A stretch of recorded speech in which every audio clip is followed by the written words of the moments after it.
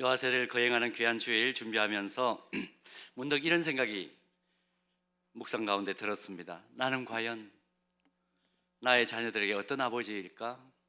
자랑스러운 아버지일까? 아니면 부끄러운 아버지일까? 곰곰이 생각을 해봤는데 솔직히 자신 있게 난 분명히 우리 자녀들이 나를 자랑스럽게 생각할 거야, 그런 확신이 별로 들지 않더라고요. 여러분은 어떠신가요? 이런 말이 있습니다. 어리석은 부모는 자식을 자신의 자랑거리로 만들려고 하고, 지혜로운 부모는 자신이 자식의 자랑거리가 되려 한다, 이런 말이 있습니다. 우리 자녀는 우리 부모를 닮을 수밖에 없죠. 만약 우리 자녀들이 보고 느끼기에 부모님의 인격도, 지성도, 영성도, 사람을 대하는 인간관계도, 태도도, 말도, 또 사회를 바라보는 시각도 우리 자녀들이 자랑스럽게 여긴다면 우리 자녀들이 부모님을 닮아가려고 애를 쓸 수밖에 없겠지요. 오늘 본문 열왕기상 3장을 보면 자신의 아버지를 정말 자랑스럽게 여겼던 한 역사적인 인물이 나타납니다. 솔로몬입니다. 본문이 기록된 역사적 배경 잠깐 정리하겠습니다. 아버지 다윗 왕이 살아생전에 완수하지 못했던 하나님을 예배하는 성전을 솔로몬이 완공을 합니다. 그 아들이 완공을 한 거죠. 그리고 그 성전에서 1000번제를 드립니다. 하나님께서 솔로몬의 이 신실함을 보시고 내가 너에게 무엇을 해주랴 소원을 물으십니다. 이때 솔로몬이 대답을 하지요. 우리가 잘 아는 대답입니다.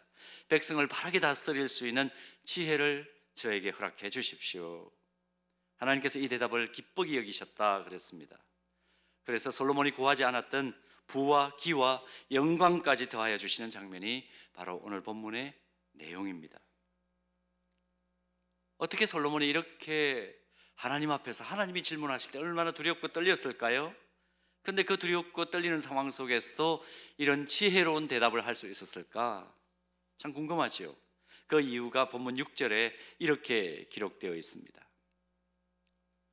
주의 종 내 아버지 다윗이 성실과 공의와 정직한 마음으로 주와 함께 주 앞에서 행함으로. 누구 얘기를 합니까? 아버지 얘기를 합니다. 한마디로 정리하면 이런 말씀입니다. 제가 저의 아버지 다윗을 보며 자랐기 때문에 제가 이런 대답을 하나님 앞에 올립니다. 아버지의 삶이 저 자신의 삶의 교과서가 되었기 때문에 하나님 앞에 제가 이런 정답을 올립니다. 오늘 우리는 요하세를 베푸는 귀한 주일 함께 예배를 드리고 있습니다. 이 시간은 교회의 영적인 흐름 속에서 정말 소중한 시간입니다. 우리는 한 영혼의 소중함과 무게와 가치를 아는 하나님의 사람들이죠. 천하보다 귀한 한 생명을 의식이 형성되어 가는 과정 속에서, 또 자라고 성장하는 과정 속에서 하나님의 자녀로 양육하겠다는 결단을 하는 자리가 요하셀의 예식을 베푸는 예배의 현장입니다. 모두가 나 중심이고 내가 하나님이 되어 살아가는 그 세속 사회 속에서 창조주이신 하나님을 인정하고 예수 그리스도를 나의 주 나의 하나님으로 고백하면서 한평생을 하나님의 영광을 위해서 사는 하나님의 사람으로 세우기 위하여 제가 마음을 다하겠습니다, 힘을 다하겠습니다, 기회를 주시면 제가 최선을 다해 협력하겠습니다. 그게 영적인 선배들의 입장이어야 하는 자리가 바로 오늘 요하셀의 예식을 베푸는 귀한 주일이에요. 그래서 오늘 솔로몬이 뭐라고 얘기합니까? 저는 자랑스러운 아버지 다윗을 저의 신앙 인격과 생활 인격의 교과서로 삼아 자랐습니다. 이 솔로몬의 고백, 이 고백이 기록된 오늘 본문을 통해서 누군가의 부모님들이십니까? 또 누군가의 내 뒤를 따라오는 선배들이십니까? 우리 서현교회의 모든 영적인 부모들이 깨달아야 될 중요한 교훈 두 가지를 나누기를 원합니다. 첫 번째로 오늘 본문에서 얻는 교훈은 무엇이냐 하면, 우리 자녀들이 볼 때에, 또 우리 믿음의 후배들이 볼 때에 하나님과 함께하는 신앙 인격의 표준이 바로 나여야 한다는 자각입니다.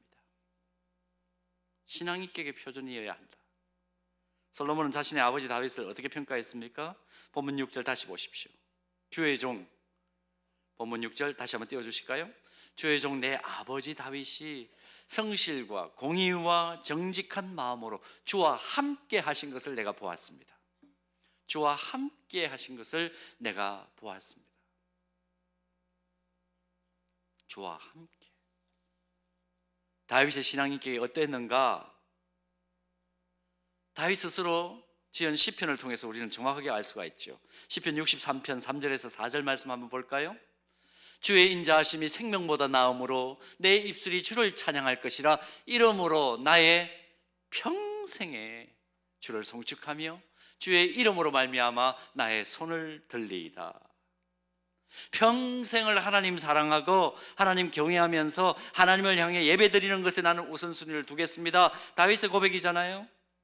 이런 아버지의 삶의 자세를 보고 성장한 아들이 어떤 의식을 가지고 자랐을까? 상상할 수 있죠. 한평생 하나님 찬양하고 송축할 때마다 하나님을 향해 두 손을 들고, 가끔씩 제가 두 손 들고 찬양하자 그러는데 왜 그렇게 손이 중력의 법칙을 따라갑니까? 그런 모습을 우리가 잘 보지 못했기 때문이겠죠. 그런데 다윗은 어땠나요? 하나님을 찬양하고 송축할 때마다 하나님을 향해 두 손을 들고 온 마음 다해 찬양하고 예배하는 그런 모습을 보여줍니다. 그 아버지의 모습을 보고 자란 솔로몬은 어땠을까요? 찬양할 때마다 손을 번쩍번쩍 드는 거죠.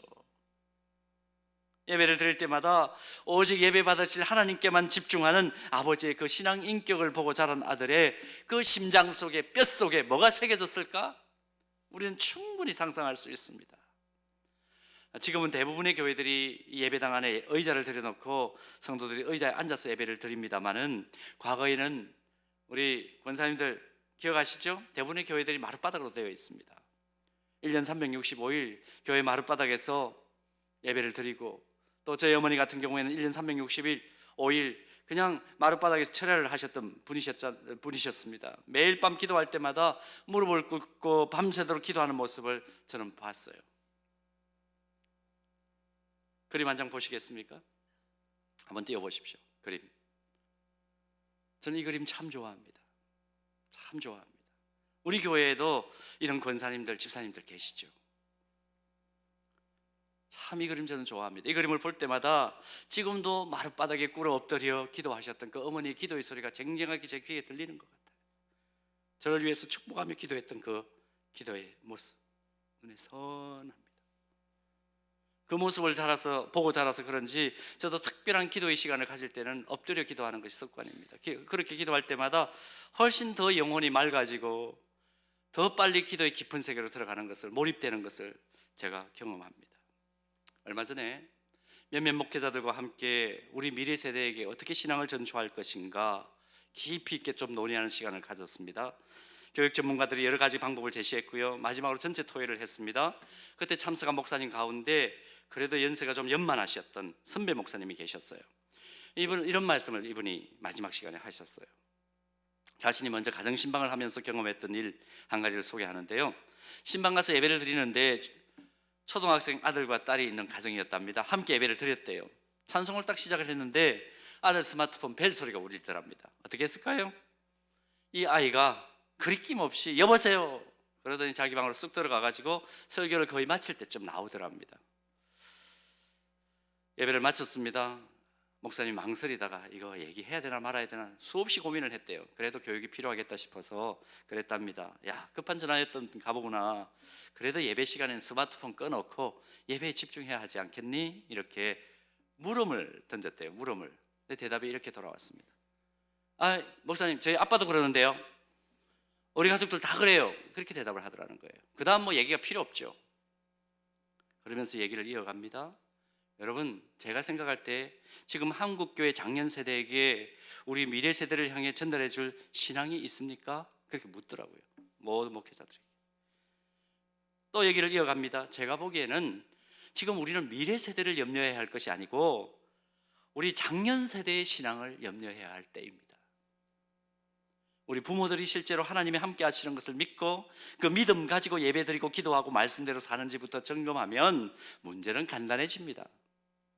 우리 미래 세대는 부모의 삶이라는 책을 읽고 자라기 때문입니다. 그렇게 말씀을 마치셨어요. 그 얘기를 듣고 진행을 하던 좌장이 이렇게 기도 부탁을 했습니다.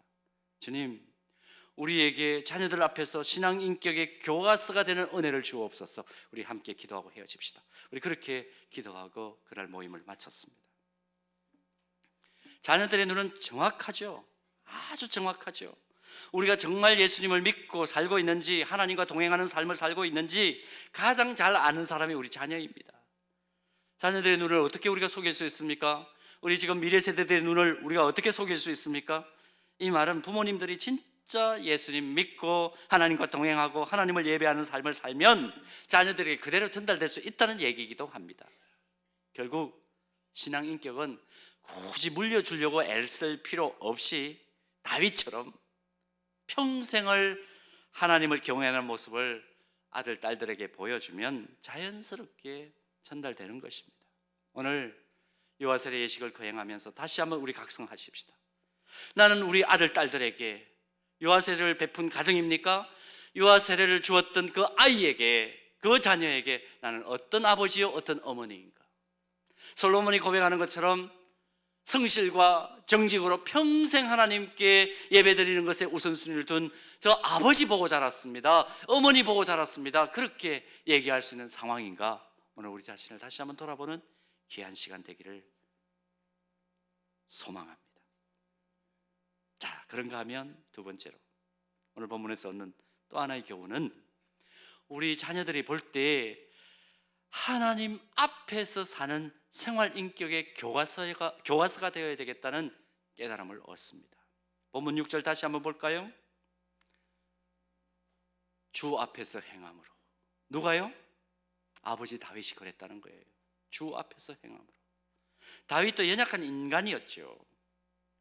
그 역시 때로는 실수하고 넘어지고 범죄하고 다른 사람의 가슴에 피눈물을 내는 그런 일도 서슴지 않는 그런 인생의 역정을 가졌던 사람입니다. 솔로몬은 어떤 사람입니까? 아버지 다윗이 범죄한 결과를 얻은 아들이에요.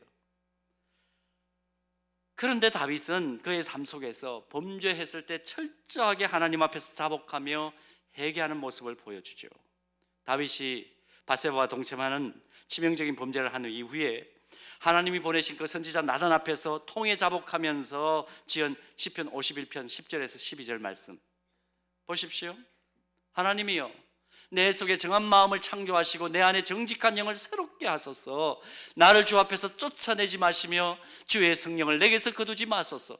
주의 구원의 즐거움을 내게 회복시켜 주시고 자원하는 심령을 주사 나를 붙드소서. 다윗의 이 고백을 세번역 성경은 이렇게 번역을 했습니다. 하나님, 내 속에 깨끗한 마음을 창조하여 주시고 내 속을 견고한 심령으로 새롭게 하여 주옵소서. 주님 앞에서 나를 쫓아내지 마시며 주님의 성령을 나에게서 거두어 가지 말아 주십시오. 주님께서 베푸시는 구원의 기쁨을 내게 회복시켜 주시고 내가 지탱할 수 있도록 내게 자발적인 마음을 주십시오. 선지자의 책망을 듣고 주저함 없이 하나님 앞에 납작 엎드려 아무것도 숨기지 않고 자기 죄악을 자복한 이후에 평생 내가 하나님의 눈앞에서 사는 호람대오의 삶을 살 수 있도록 은혜를 베풀어 달라고 회개하고 자복합니다. 이제 앞으로 먹고 마시고 말하고 판단하며 행동하는 모든 것 하나님의 눈앞에서 행할 수 있도록 주와 함께 제가 살아가기를 소원합니다. 솔로몬은 이런 아버지의 모습을 보고 자랍니다. 그러므로 솔로몬의 생활 인격은 아버지 다윗처럼 주님과 함께하는 생활 인격이, 주님과 동행하는 생활 인격이 표준이 되어 성장할 수 있었던 것이죠. 사랑하는 여러분, 우리는 우리 자녀들에게 어떤 부모입니까? 아직까지 자녀들을 낳지 않으신 분들도 곰곰이 생각해 보십시오. 여러분들의 뒷모습을 따라오는 후배들에게 여러분들은 어떤 선배입니까? 솔로몬이 인정한 아버지 다윗처럼 성실과 공의와 정직한 마음으로 주와 함께 주 앞에서 행하는 아버지, 어머니이기를 축복합니다. 콩 심은 데 콩나고 팥 심은 데 팥난다는 진리를 거스를 수가 없죠. 자신의 삶이 아름답지 않으면 자녀의 삶이 아름답기를 바라는 것은 욕심이에요. 그건 과욕입니다. 아이들을 향해서 야, 나는 바단풍해도 너는 바단풍해라. 발음이 안 되는데 됩니까 그게? 안 되는 거죠. 부모의 행동거지 하나하나가 아이들의 삶의 기준이 된다는 사실을 생각할 때마다 얼마나 우리가 하루하루 한 시간 한 시간을 순간순간을 긴장하며 살아야 하는지 모릅니다. 결국 부모들인 우리들로부터 하나님과 동행하면서 옳은 길을 걸어가고 말하는 대로 바르게 사는 생활 인격을 우리가 보여줄 때에 우리 자녀들도 품위가 다른 하나님의 사람으로 성장하게 될 것이다. 오늘 본문을 통해서 얻는 교훈입니다. 근데 여러분 이거 아세요? 우리 부모님들이 아무리 자기 관리를 잘해서 체력적으로 건강하고 영적으로 깊이가 있고 지혜가 충만해도 우리 자녀들을 그들이 하나님 앞에 설 때까지 끝까지 지켜주지 못한다는 사실을 아세요? 그들에게 영원히 선한 영향력을 끼칠 수는 없습니다.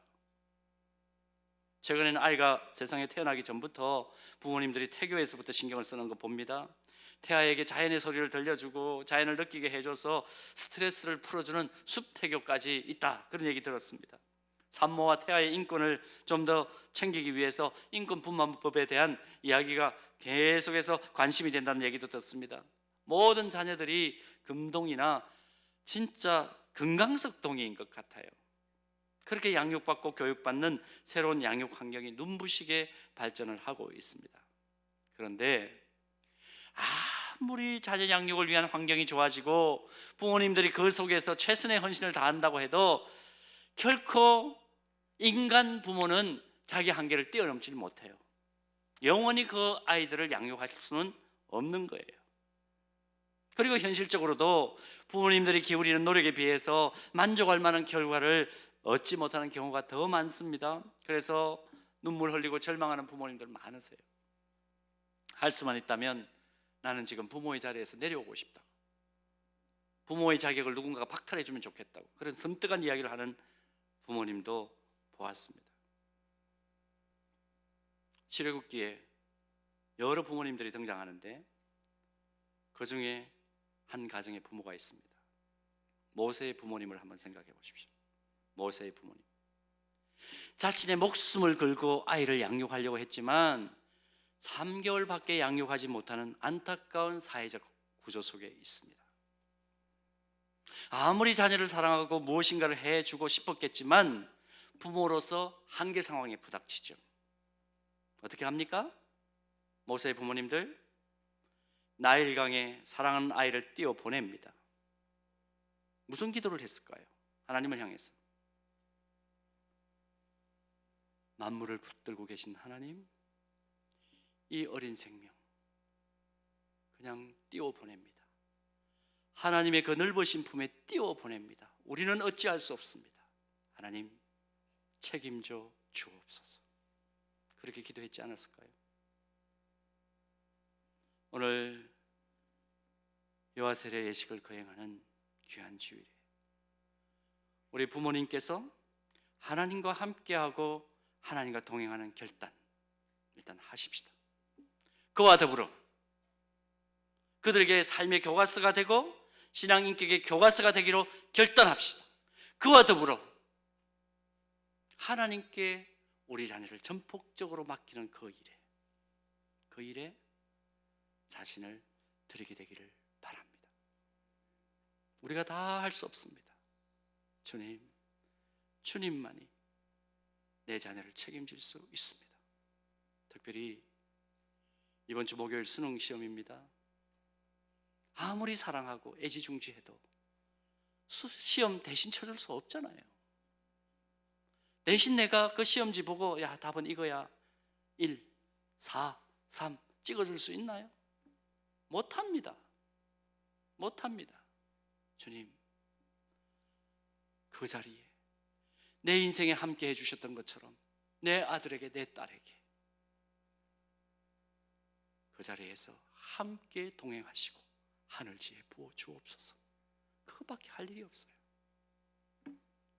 오늘 다시 한번 본문을 통해서 깨닫는 이 귀한 진리가 우리의 삶에 그대로 적용되기를 주님의 이름으로 축복합니다.